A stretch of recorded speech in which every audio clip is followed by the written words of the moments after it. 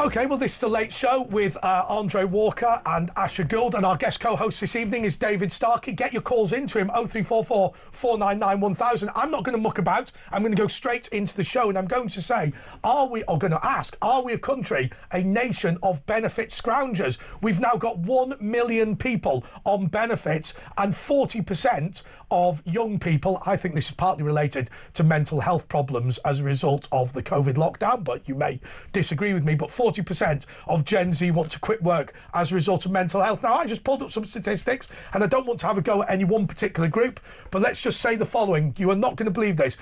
Talk about our wealth being enriched. Since the mid-2000s, over 95% of Somali immigrants to the UK have lived in rented accommodation, about 80% in social housing. Currently, the number of Somali immigrants to the UK who are living in social housing is 72%. That statistic is for England and Wales, and 47.1% of them are on benefits. So that means half of all people who've come over as migrants from Somalia to do the jobs we didn't want to do, did the job of going on benefits. David Starkey, your response? Well, I think you've, in one sense, said all there is to say. But thank you for joining us. Thank you. I thought I'd, rather than just gabbling, as you tend to, I would be commendably brief. But no, you've left out one even bigger thing. It's London. Yes. If you actually look at the map of London, social housing in London is immensely valuable. Yes. It's in the absolute central postcodes, and the overwhelming mass of it is held by foreigners. Yes. Or second generation. Now, this is completely atypical of Europe. If you look in Paris and whatever, you don't get anything like that pattern at all. So the immense distortion of who can live in central London is very largely due to this. It means that an enormous percentage of property that would otherwise be available to rent for those who are working in the city. Yes. It means they are then thrust out into zones 2, 3, You 4. couldn't dream of living, if you're born here, of living in the city. In zone 1. Yeah. It's amazing. I remember A huge part of a very large part of the housing stock where I live, Bloomsbury, Covent Garden, a surprisingly large part of the housing stock is public sector, is rental. They took over. Camden Council took over old mansion blocks and whatever. These are hugely valuable properties, and they're lived in by people who aren't working. You don't necessarily notice it. So, I mean, look, in reality, you've been, I mean, I don't want to go over the top, you've been a TV star for 20 or 30 years, whatever it is. One would expect you to have a flat in central London, particularly close to the University of London, and all that jazz. But actually, it's when you start digging into places like that, you realise how few British people live there. I remember there's a place, you may not know it, on Charing Cross Road, where there is the distribution place for all the rubbish. Then there's a load of shops, and above it is something called Vale Royal House, next to Limelight Club. The reason I make this point is because if you walk through Chinatown and Soho or whatever, you won't notice these little doors that lead upstairs to entire streets. And I guarantee you, there are no white people living in any of them. It's unbelievable. But I think it brings about an extraordinary distortion of the city. Yes. One of the things, again, that's very striking and astonished me, I've recently moved into that area, is that these supermarkets cater to the poor. Yes. It is you would expect, you're surrounded by Georgian squares. Yes, of course. And yet, the whole orientation of the obviously they know what their market is. Now, it's partly students, but it's much more what we're talking about. And they've got it for life, these council That is right. And it will circulate within families. And so we've brought about a complete distortion of the population. It's sad, actually, because I used to live on when I first was a House of Commons intern. God, I'm just going to go through all the housing developments of London. I used to live on the China Walk Council Estate next to Lambeth Palace. And I had a friend of mine, I won't say who it was because he's on the telly, he said, what annoys me is the way the unemployed are conveniently located close to all the shops and businesses and whatever, whereas people who've got actual jobs have to commute in. And what you do, you are taking a train past people in bed. They've got more disposable income a lot of the time. I mean, we've got a structure of welfare and distribution of public sector housing which is simply deranged. Yeah. It's happened and nobody has thought of it. Again, the whole function of giving people priority in accordance with points. which automatically means that, as it were, those who are destitute, because they are when they land here, immediately go to the top of the That's queue. right. And this is mad. And you get it for life. I remember Bob It Crow is was on 150 grand and he had a beautiful council house that he was paying hardly anything. So do many trade union leaders. Yeah. But it is demented. And what I'm really struck by, much though I detest this government, the situation that it's finding itself in is actually starting to force it to think. It's doing it very reluctantly. The whole bias of the Labour Party is it is the welfare party. It pretends to be the party of work. Yes. But in fact, it's the party of state Claimer, welfare. It's the not Labour. party of state welfare. You will remember way back in the 1940s, Herbert Morrison, who is he grandfather? I think Of he's Mandelson. grandfather of Peter Mandelson, famously says, "We're going to build the Conservatives out of London." And he In succeeded. other words, the deliberate creation of council houses. But now the ethnic composition has changed wildly. The old whites have moved out to new towns Yep. and that sort of thing. The further East End and whatever, South Essex, all the rest of it, and the new groups have moved in. It's going to fall apart, isn't it? It's going to end up like the early 70s where, you know, I know one of the trade unions, I think the railway, they're asking to be prioritised on social housing, and eventually, like you say, just economics is going to make it crash down, hopefully, at some point. I think that the risk is that the entire economy crashes. But I mean, just quickly to wander away from the point of we're supposed really not just to be talking about immigrants. I mean, the question of welfare benefits is much One in bigger. 5 of working age people are on benefits, not working. It's the other way around, as it were. A fifth of yes, there's right. We've got sorry, but we need to clarify that statistic. Remember, that is also the intention of universal credit. We now have the situation that welfare actually subsidises low wages. Yes. And This discourages is work. Frustrate.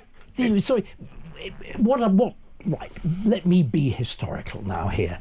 Back in 1835, there was the great revision of the then Poor Law, because they were having exactly these problems that we're talking about now. Why? For the simple reason that employers were using poor rates. Oh, I thought you meant immigration. I do apologise. No, not immigration.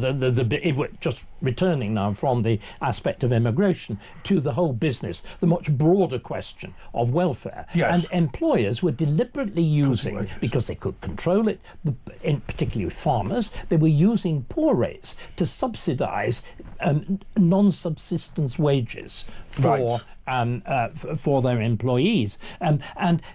This, it was called the Speenham system. This was deliberately abolished, and at the same time in 1835 you introduced this rule which I think we're going to have to bring back. It's called less eligibility. That should be that nobody on benefits receives more than the necessary subsistence. They made it the average wage a few years ago, didn't they? But it hasn't stayed like that. When I did this in And university... also remember, we're doing something else at the same time. We're constantly increasing the minimum wage. In other words, we are now, I think, at the point where quite clearly we're paying people more in the minimum wage than their job is actually worth, which is, again, I was wanting to make the bigger point. This government is now turning into an absolute bundle of contradictions.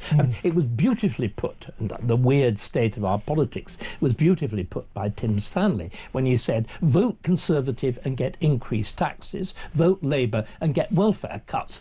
Our politics is standing on the head. So do you mind if I'm just really specific about this? Yeah. Because it's something that I think is going to be controversial, perhaps not with this audience, but when I did a social policy segment at university, and they were talking about dignity in poverty, and they were saying that, look, if the average person in Britain gets to go on a holiday to Tenerife, then people on benefits should get to go on a holiday in Tenerife. If the average person can have a beef roast on a Sunday, maybe a little bit old-fashioned, but then somebody on benefits should have it. What you are saying, and by the way, I don't disagree with you. What you are saying is, in order to push people off benefits, the job of the welfare system will be to keep you alive, keep a house over your head, keep you in clothing, but there will be no luxury at all. That is my view of what it should be. Yes. And again, what we've done, we've made it a viable lifestyle choice. Yes. A preferable one. People on the dole will go on 4 holidays a year. They'll get a car. I know someone who was diagnosed with cancer, and she got an Audi, you know, and she said she didn't need it, but they go, oh, no, you're entitled renewed to every 3 free years. tyres, free servicing. With Motability, the chief executive of which is paid, I think, £600,000 a year. Crazy. About 1 in 8 cars or something. A quasi-charity. We are just being taken for a ride. But someone's making money from those car sales. This is where it all stems from, doesn't it? And again, it is... There is, again, a derangement of the state. You get the car is exempt from VAT. The car is freely insured. You don't pay in the Dartford crossing. We had someone call who just bought one of those cars. All of that. Yeah. And free tyres from Quick Fit and everything. But these are, and it's renewed every 3 years. Yeah. How many ordinary people renew an expensive car every 3 years? They live a better life, don't they? Can I give you a shock? I never knew. Very difficult. Very, very difficult. I never knew the reason why I was a bit out there and whatever was apparently I've got this ADHD thing, right? Which in my day... Didn't you realise? No. Get a car, man. Go and get yourself an Audi. Yeah. Right, I've not done it because I don't want to be hypocritical, but I'm entitled to a servant paid £6,000 a year to be my carer. What is that? Yeah, where's my £6,000, man? I've got to say, he's not paid quite as much as that. I'm entitled to have a servant. Right now, okay, you can call it a carer, but it's a servant. It's called a carer. I mean, do you think about it? For £6,000 a year, you know, I could have somebody come in for a few hours a day, make my dinner, clean the place, wash my underpants. Do you know what I mean? I mean, maybe they might need danger pay. I mean, more than £6,000 for that.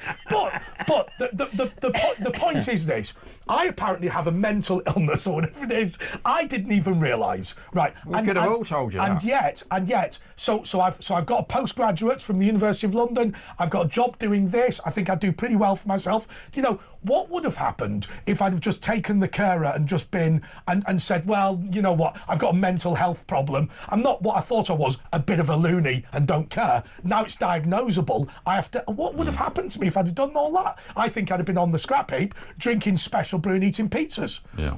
Which is what a lot of people. That's what you do anyway. But I mean, exactly. That's what's happening. Champagne. Well, yeah, all right. Get it right. Brew, get it right. Yeah. But the example was ADHD getting yourself a brand new Mercedes. I haven't done it, but by God, David, I was tempted. You can do but it. Just to pause, what are we actually saying about the gross malfunction of our society?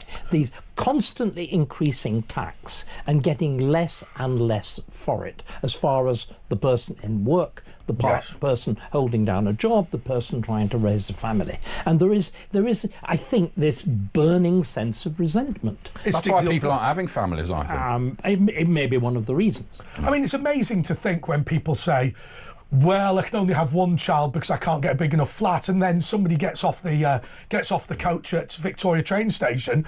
And in one case, I felt sorry for Westminster City Council.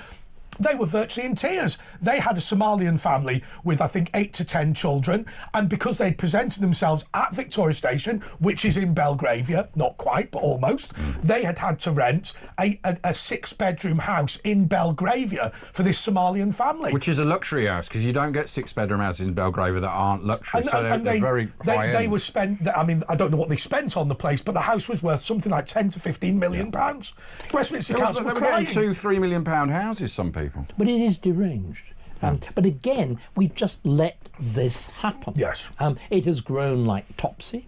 Nobody has thought about it. There have been attempts at reform. They've all been given up. The latest attempt at reform is being aborted because the Labour backbenches are rebelling. Yes. And Diane Abbott is striking postures.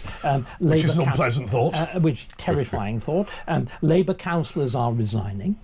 And you get generation following their previous generation. It's now a family thing. It's just going on and on and on. Well, you've said on previous shows about this idea of the tribal area where people are being moved in, and you but also British people, it's going generation. You made a brilliant point, which it never crossed my mind, that in reality, the whole arranged marriage thing, the reason these young Pakistani and Bangladeshi girls are marrying their first cousin has got nothing to do with deliberately finding them an abusive partner. That is the next young man in the village that needs to be transported over. And the purpose of these young girls is to constantly be transporting people over. And you disparagingly said the British royal family did the same thing. Well, indeed they did. Well, and which also kept them foreign. I mean, the reason that the British royal family were essentially German-speaking until the beginning of the 20th century was every generation they married back into Germany, because the house rules of the House of Hanover required them to do that, and it's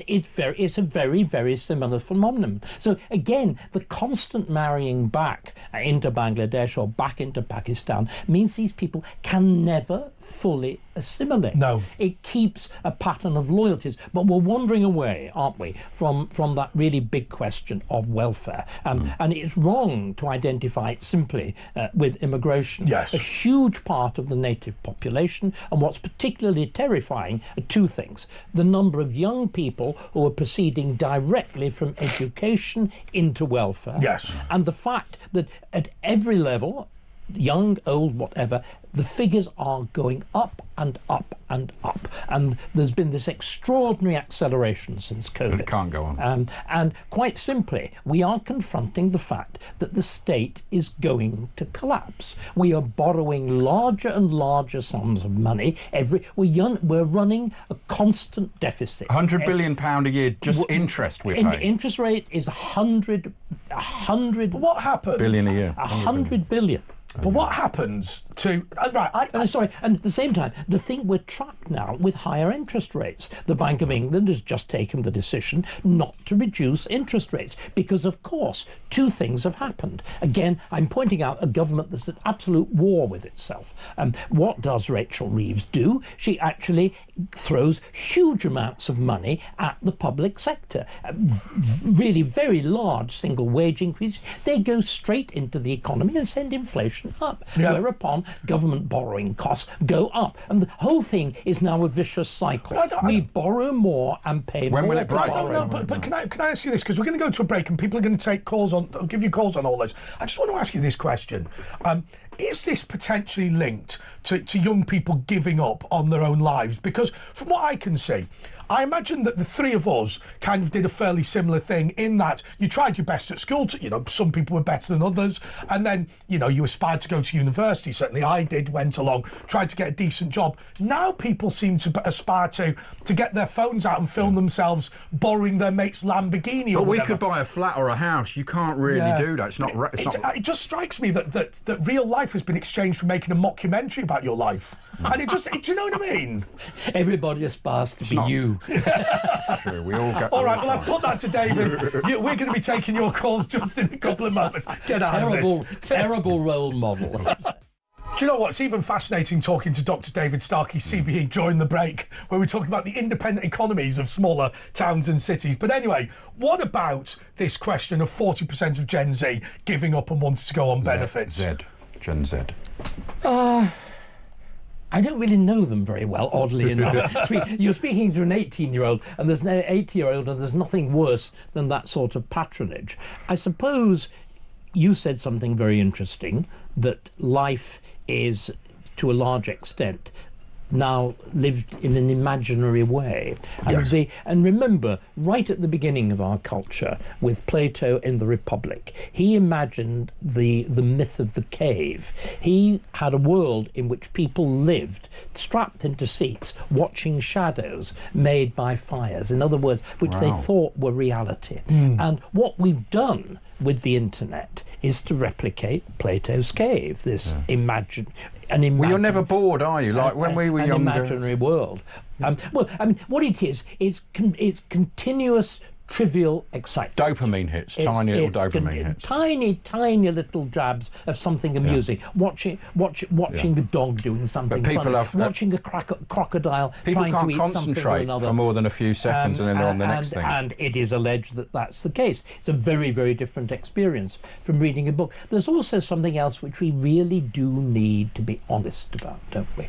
So many jobs really aren't very different. Spending your time looking looking at a computer screen. And they don't pay well, to be honest. Writing dreary emails, which generally speaking you're not allowed to draft, you're not allowed to exercise your brain. I mean, one of the desperate things that's gone wrong, I think, is that we have deliberately reduced the intellectual content of jobs. That more and more people are doing, they're following minutely determined procedures. I mean, again, we're shifting an awful lot That's of going to get worse with AI, though, as well. It may, except the AI will do it, presumably.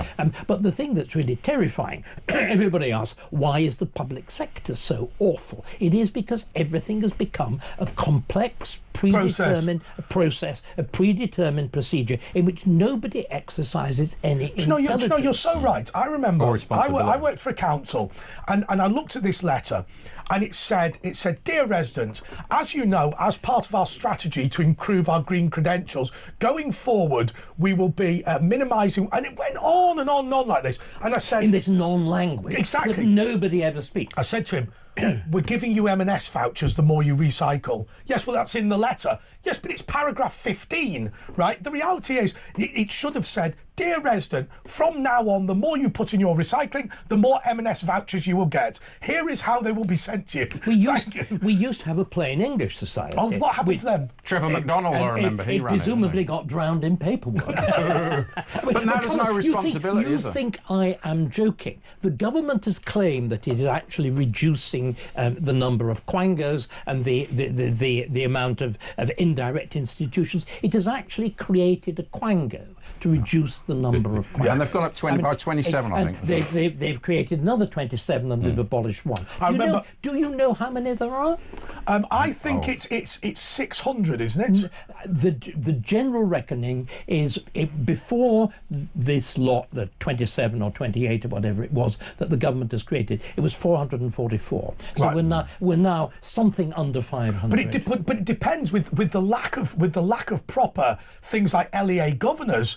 You could argue that every school has become a quango, because now what you've got is these experts, trade unionists and whatever. But anyway, can we go back to the point about jobs? Yes. And it seems to me that we have replaced, in many ways, recognisable activity that has got a decent, sensible output with merely paper churning, or rather, not even paper churning, screen churning. Yeah. How on earth can one feel that that's worth doing? Yes. And I think, again, we are going to need to think very hard. Can I give you an example of this? I work with AI all the time because I have a YouTube channel, and basically the YouTube moderators principally rely on AI. Now, they cannot work out the difference between me saying Shamima Begum should not be allowed back to the UK because she's a terrorist, and their prohibition of videos that talk about terrorism. Right? And I'm saying, no, you have to understand, your prohibition of talking about terrorism is gratuitous information about bombs going off, whether a terrorist... It's promoting terrorism. Exactly. Yeah. And I kept asking them, do you understand the difference between talking about a terrorist and talking about terrorism? And you kept continually getting this computer says no response. Which, presumably, this is why people put asterisks in place. Exactly right. Vowels. And it is, but once again, there is a silliness of all of this. I mean, I had an extraordinary case this morning and it's not just the public sector. It's invaded huge parts of the private sector too. A wonderful story, and I better not be too specific, otherwise it will be identifiable, of somebody who was a taxi driver and was driving me, and there was a phone call coming through on the car. Normally he cuts them off. It then turned out that he was being rung by his insurance company. Yeah. He had a tiny little bump at the back, but unfortunately the car behind, because it was a flimsy thing which had rear-ended him, had been quite badly damaged, and therefore it was a matter of insurance. Because it was a matter of insurance, this tiny little scratch had to be repaired. To repair it involved removing the bumper. To do this was going to take a week, and because it was a taxi, it had to have, of course, a substitute car. But if it's a vehicle for hire, it costs £400 a day. Wow. Why are car insurance policies so huge? Now, if somebody had applied their brain, they'd have gone, don't bother. But someone's making big money on that. They would have said, don't bother. But instead, there will be a procedure. There will no doubt, I'm sure, be a regulatory body which says you must do this. I mean, let me continue these examples. I mean, we're asking why people don't want to do things. My doctor's surgery in the country has this extraordinary thing called a prescriptions officer. Now, a prescriptions officer can't actually write a prescription or alter a prescription, but her entire job involves stopping a doctor who can alter a prescription, getting anywhere near it. It took me 6 weeks to discover I couldn't actually change a prescription in accordance with a letter from my consultant. But you know, it's wherever you go. So why is the NHS so monstrously inefficient? It's filled with these structures. Rules.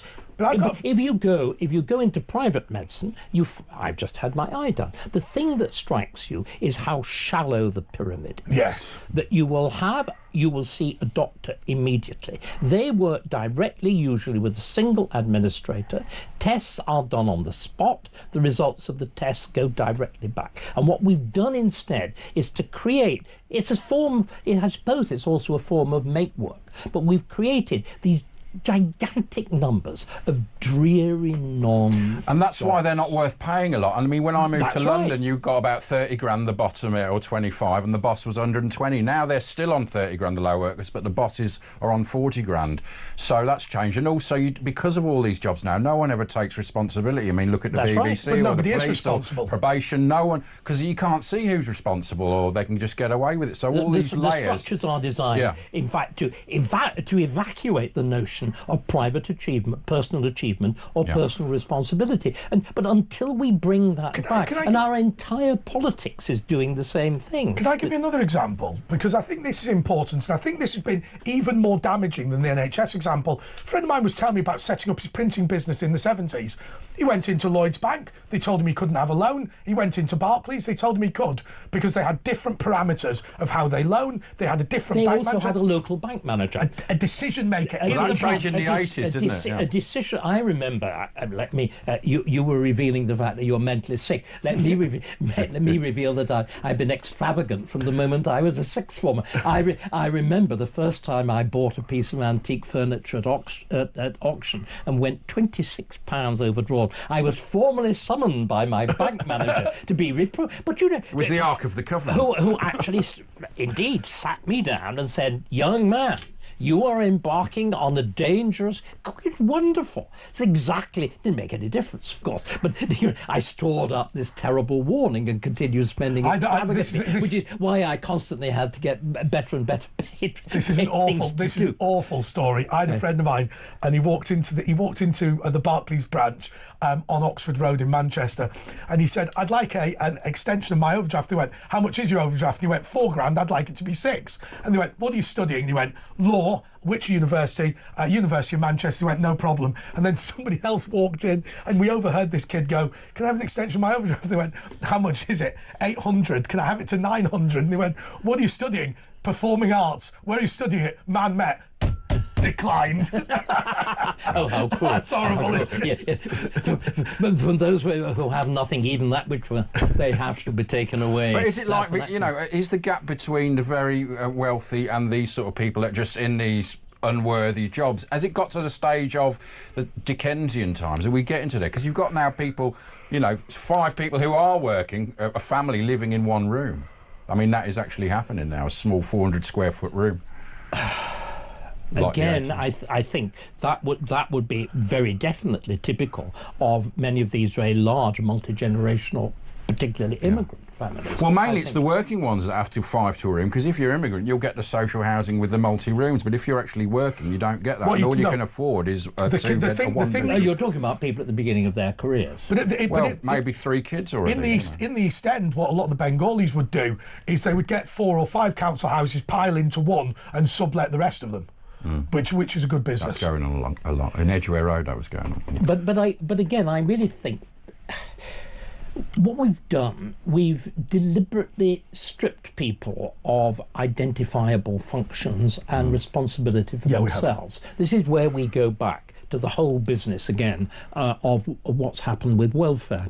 And our whole politics, again, cultivates lies. So you live in this, in a sense, imaginary world. And what's happened in the last few months, particularly with the election of Donald Trump, is that imaginary world has begun to fall to pieces. Yes. So we're talking about the enormous strains on public finances, we're talking about the contradictions of policy, and there's a sudden sense, isn't there, of sort of everything Pivoting.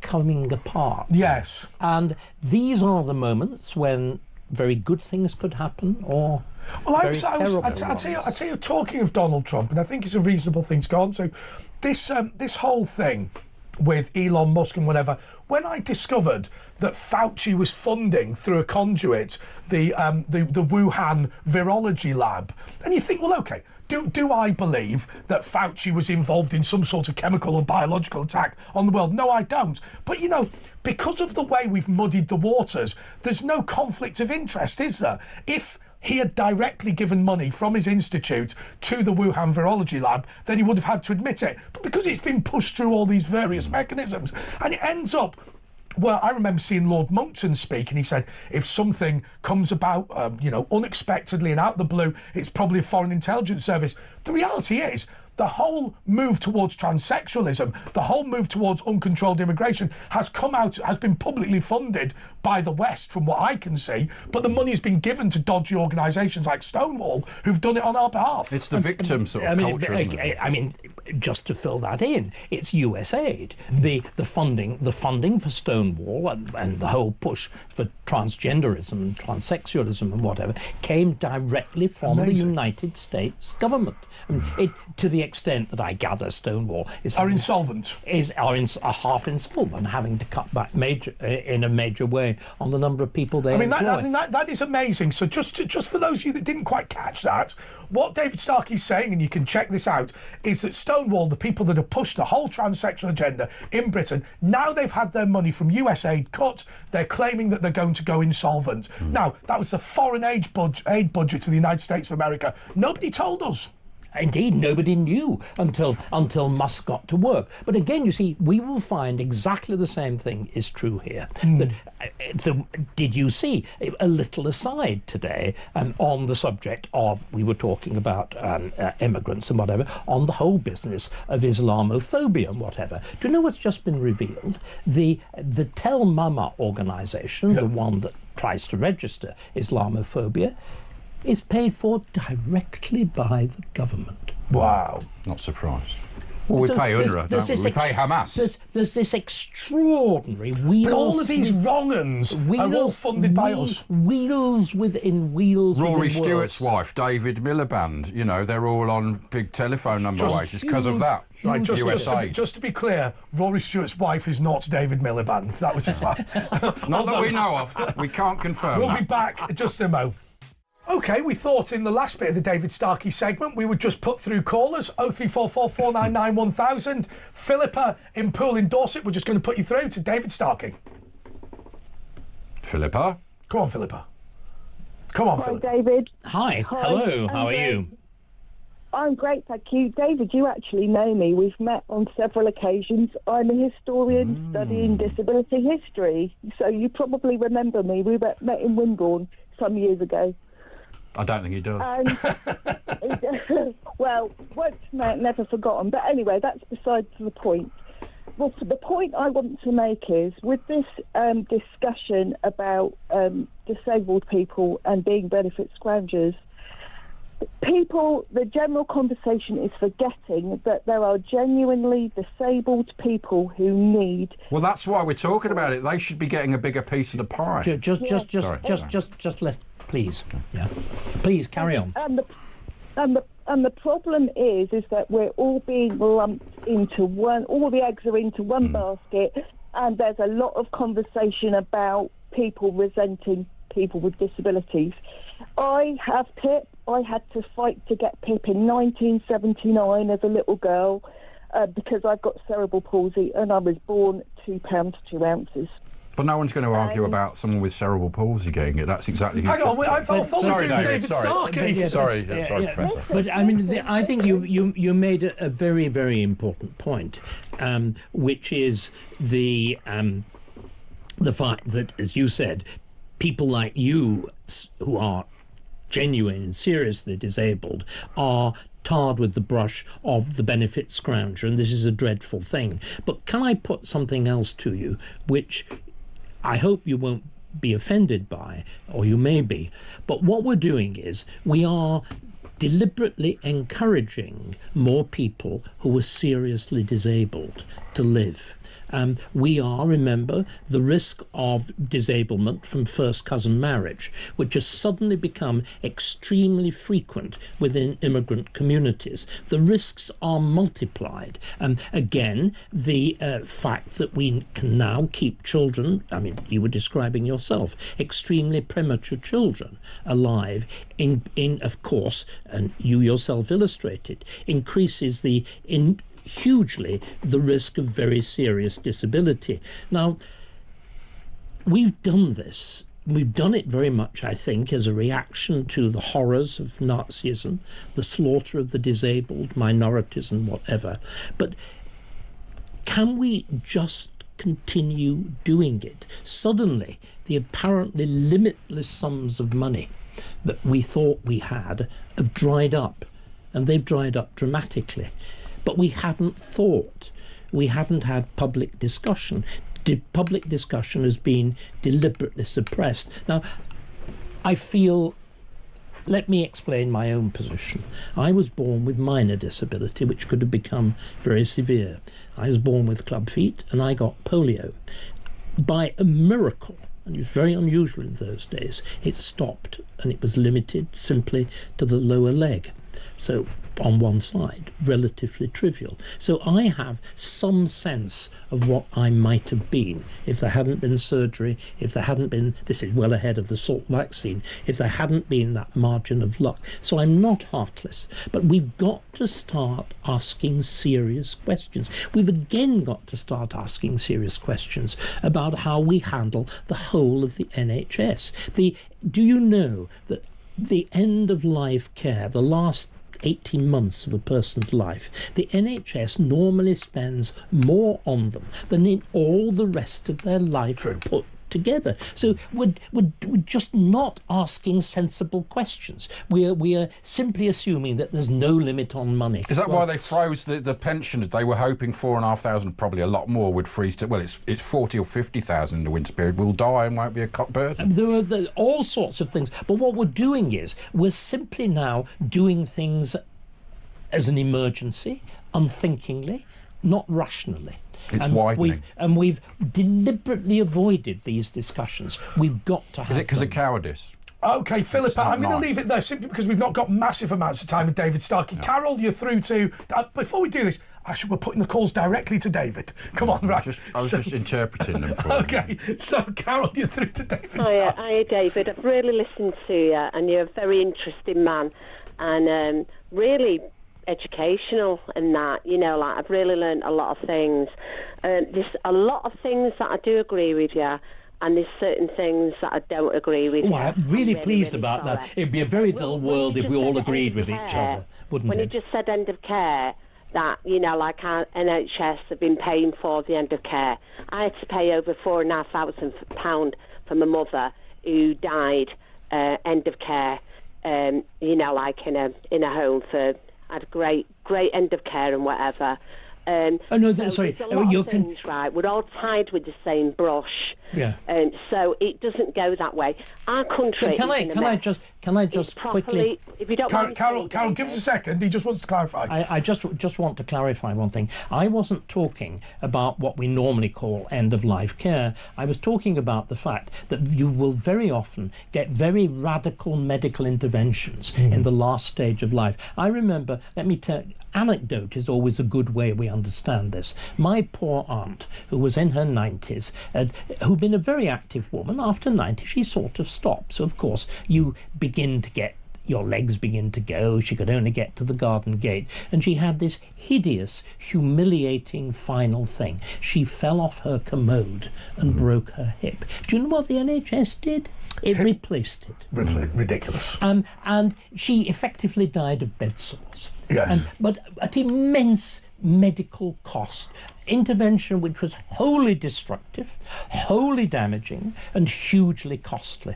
And this happens time after time after time. But I mean, I think what we have to do is be much more willing to say, well, it's over now. You know, you are, I'm not going to say 80 because you are 80, you're 105. I think that is the honest approach. The radical medical interventions in those over 80 are simply silly. Can we go back to COVID?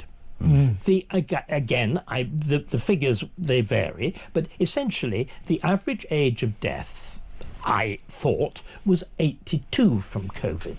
The average age of death is 81.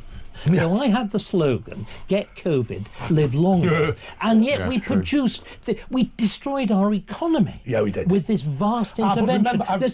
So what I'm trying to say is there's a fundamental unreason.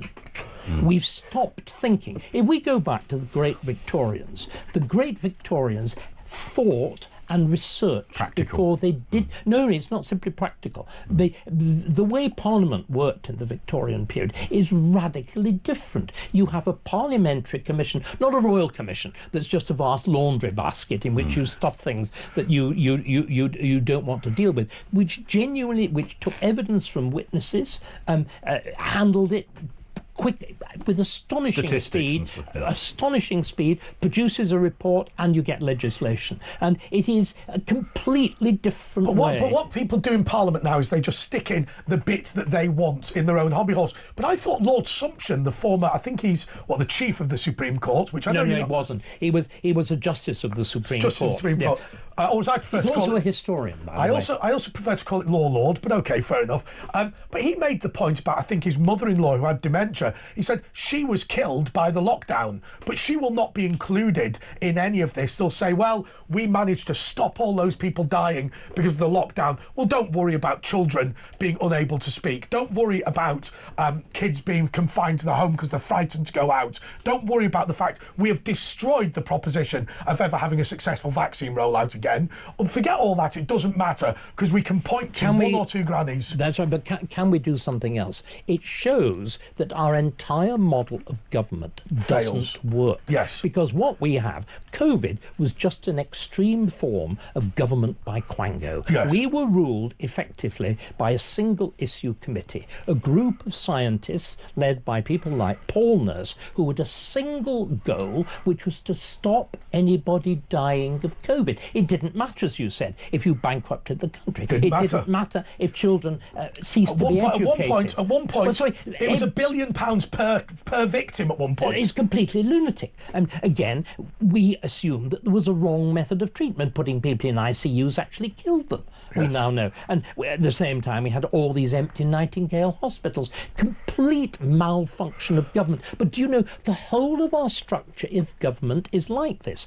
We are run not by the government, not by the government, not by the cabinet. We're run by a series of single issue committees. And a single issue committee, climate change, English nature, whatever, is the worst way of running anything. I just want to do one thing, because I'm really sorry, Carol. David Starkey's car is 30 seconds away, and we did interrupt you. So, Carol, I'll let you make your point, and David can quickly respond. Can I just say, like for our young people, please give them a bit of leeway, right? We've done that. Very, very rough for them. It's been very rough for them.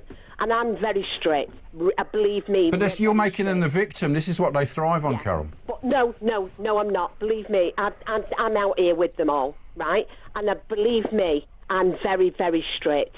They pay their own way. You've got to work. I'm having no rubbish. If you're ill, go to work. It's got nothing to do with Most that. Don't like it's that, what we've had. What has been left, there's so much going on. It's not just one thing, so much going on. Our kids cannot afford rent. Never mind, they can't even get a rented accommodation. Never mind anything. They're living at home and whatever. They haven't got the kind of thing that we wake up in the morning when I did at that age, right? Why can't they rent in Manchester's $500-600 a month? Why can't they earn that? Pardon? Why can't they earn the rent for Manchester? £700 a month. You can get a place in London for that. I'd like a room. Because 1,200 is round here where I live. You'll get a great place in Manchester for however, that. it was a call to David. So come on, David, do you wish to respond? Yes, I do. I think that we have in fact indulged the idea of mental illness. Yes. I think, and again, I'm afraid the royal family has played, Prince William has played a major part in this. And mental illness is something, let's be quite blunt, it is very easy to fake. Yes. Again, it has been insufficiently challenged. It's the whole Dianification that we're supposed, as it were, to examine our feelings. When certainly I'm very ancient. I was brought up on the whole that you keep your feelings to yourself, and that airing your feelings in public is, rather like a dirty handkerchief waved around, and you don't do it. Now, of course, this business of turning yourself out in public, and I think it leads to emotional incontinence. It's a virtue to be able to not cope. Okay, but David, your car is downstairs. Carol, thanks so much. We're going to go to a break because David's in a rush. Thank you. Be back in a moment.